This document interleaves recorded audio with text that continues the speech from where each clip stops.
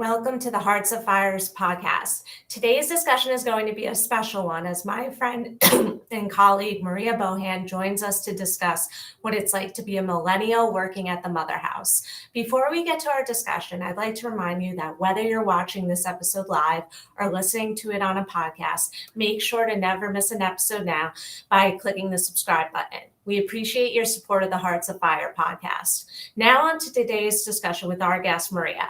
For those of you who don't know her, Maria is a graduate of Pearl River High School and Bryn Mawr College and currently is in graduate school at the University of Buffalo. And Maria has also worked at the Sisters of St. Dominic of Blavelt's Communication, Development, and Human Resources offices. Welcome, Maria, and thank you for joining us today. Hi, Katie, and everybody listening. Thanks for having me. Well, Maria, let's dive right into it. How did you first become connected with the Sisters of St. Dominic? Well, the story starts back in 2016 when I got my first job at CVS in Orangeburg, New York. And I was working there, and everyone who has worked retail knows that you meet a lot of good people and you meet some not so good people. And the not so good people kind of stick out in your memory, but the really nice people also stick out, in contrast. And so I met a lot of the Sisters of St. Dominic there, and they were really the bright spots working at CVS. So this was my first year of college, the summer afterwards. I didn't have any summer plans, so I thought back to when I was working at CVS and remembered the sisters, and I thought that maybe I could volunteer with the sisters that summer, maybe driving them around or doing things like that. So then I reached out to the sisters, and Katie was nice enough to reply to me, and she offered me the opportunity to come and do an internship with the sisters, getting some experience in the communications department, which was related to my major of English in college. So I definitely jumped at the opportunity to work with the sisters. Well, that's great. And I'll never forget that. And, right off the bat, everybody here was just very grateful to have you here. And Maria, before you started interning here 3 years ago, take us through what did you think your experience would be working at a convent? Well, before I started, I was excited because, as you said, Katie, there was a lot of enthusiasm about having me work at the sisters, and I could definitely feel that. I was looking forward to it. But I was also a bit nervous because there was this stereotype about women religious being very cold or strict. And so I hadn't had many opportunities encountering any sisters in my life. I didn't go to Catholic school, and I didn't really see any at church. So I didn't have really too much to counteract that stereotype besides the few encounters that I had working at CVS. So I was a bit nervous, but also a bit excited. So 3 years later, tell us and our, everyone listening at home, what has your experience actually been like here?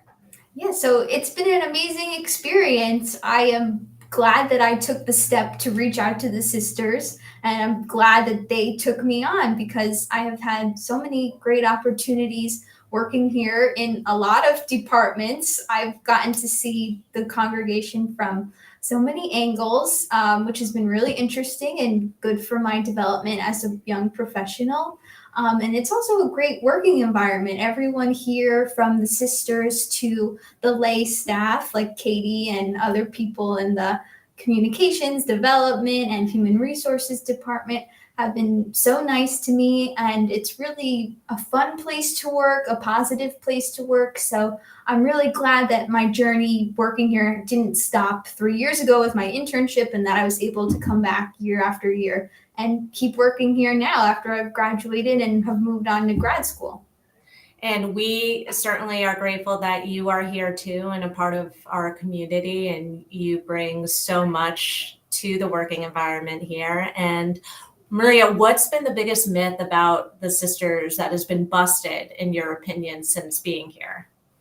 Well, it's definitely the myth that I mentioned earlier about women religious being strict and cold, because that is totally not my experience encountering the sisters in the hallway every day as I come in and go to my office.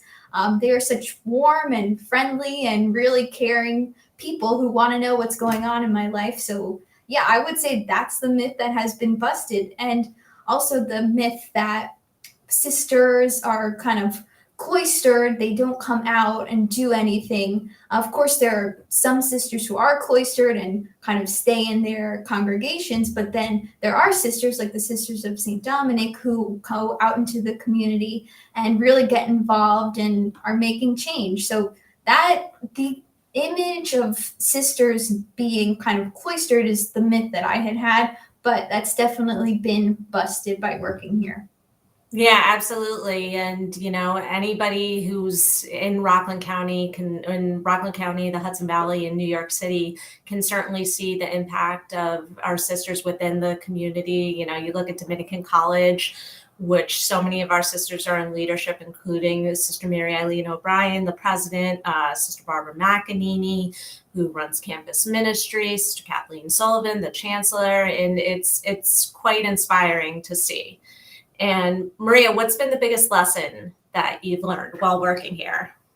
Well, I think that it's the fact that people who are working together can make big changes via small actions. There are the sisters here who they dedicate their whole lives to pushing for change, to fight against poverty and food insecurity, to try to find the solution to the border crisis and to climate change. So this is not like a typical workplace where, you go and then you do your job and then you go home and you kind of forget about what you're doing. The sisters, they've kind of dedicated their lives to this cause, and it's really central to everything that they do. So, and it wouldn't be possible without all of them working together, even though each of them is in their own individual ministries, not always doing the same thing. Their actions combined add up to this effect of bringing more positivity to our world and trying to fight for change for those who deserve it most. So yeah, it's definitely the lesson that people working together or working separately towards one goal can make a change. That's great, and I couldn't agree with you more. And it's truly admirable to see some of the work that they've done in regards to advocacy. And we have so many sisters who are literally on the front lines with their advocacy efforts, such as Sister Seal Lavin, Sister Dee Dee Madden, among many others. And talking about lessons here, I'm not as young as you. I'm on the pretty much the end spectrum of being a millennial. I'll share what my biggest lesson here, and it's probably a good one that will benefit everyone, is about timeliness. And that if you're on time to something when you're 10 minutes early, and if you show up on time, if your meeting starts at noon and show up at noon, you're late. That's probably been my biggest lesson while working here for the past 5 going on 6 years. And Maria, as a millennial, are there any messages you'd like to share with people your age about the sisters and what they can offer?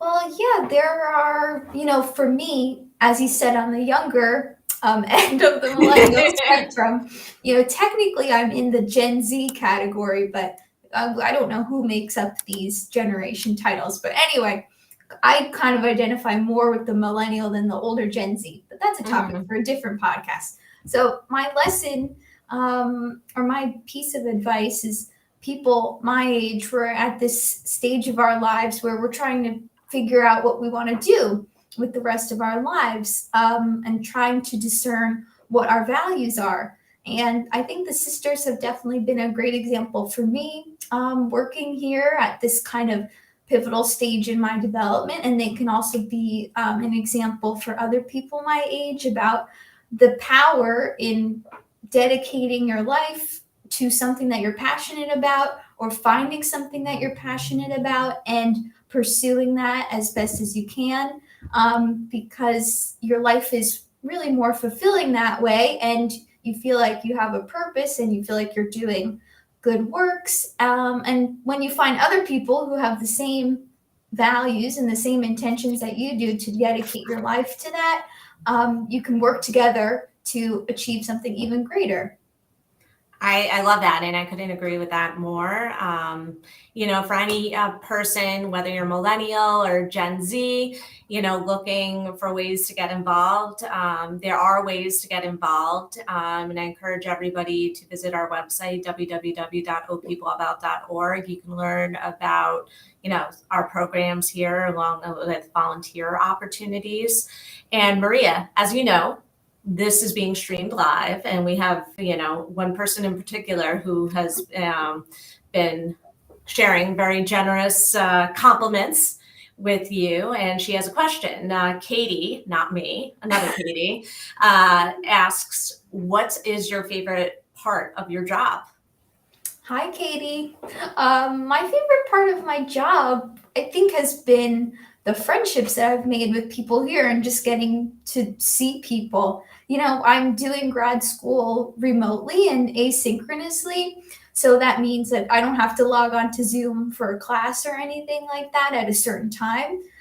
So if I didn't have this job, the only people that I'd really be interacting with is my mom and my dog and my cat. So it's nice to be able to get out and, of course, interact with the extremely nice and supportive people who are here. So definitely it's the people. That's great. And it's one of my favorite parts too about working here and, including you. And we're so grateful for you to have you as a part of our community. And we thank you again for joining us today. And Maria, hope you join us for future discussions. Thanks, Katie. Hope to be back soon. All right. We definitely will have you back soon. All right. Have a good one, Maria. Bye. Bye. And before we go, I'd like to remind you that if you enjoyed today's discussion, please let us know by giving the Hearts Afire podcast a 5-star rating on wherever you listen to your podcast. And we hope that you tune into our discussion next week, where Sister Dee Dee Madden will join us to reflect on the meaning of gratitude and its connection to Thanksgiving. Thank you again for tuning in today to the Hearts Afire podcast. And please know that you are in the daily prayers of our sisters and associates.